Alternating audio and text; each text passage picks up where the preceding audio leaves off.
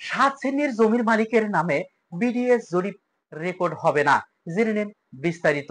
সুপ্রিয় দর্শক, এই ডিজিটাল জরিপের ভবিষ্যৎ ভূমি রেকর্ডে ডিজিটাল ও অত্যাধুনিক পদ্ধতি ব্যবহার করবে এবং এর মাধ্যমে পুরাতন অ্যানালগ রেকর্ড সম্পূর্ণভাবে বিলুপ্ত করা হবে।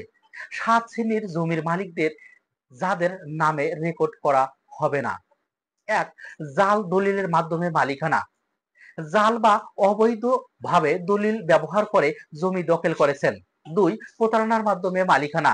যারা প্রতারণা আশ্রয় নিয়ে অন্যের জমি নিজের নামে রেকর্ড করেছেন। তিন, খাস বা অর্পিত সম্পত্তি অন্যায়ভাবে রেকর্ড। সরকারি খাস বা অর্পিত সম্পত্তি যারা অন্যায়ভাবে নিজেদের নামে রেকর্ড করেছেন।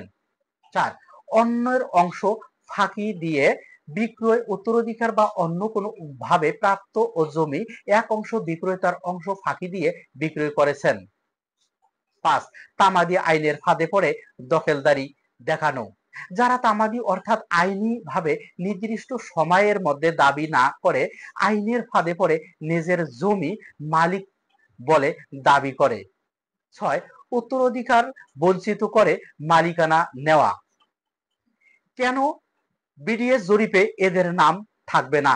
এই ডিজিটাল জরিপের লক্ষ্য হলো ভূমি রেকর্ডের স্বচ্ছ এবং নির্ভুল করার। উপর উল্লেখিত 7 ধরনের মালিকানা অবৈধ ও অন্যায়ভাবে অর্জিত, তাই বিডিএস জরিপে এগুলোকে স্বীকৃত দেওয়া হবে না।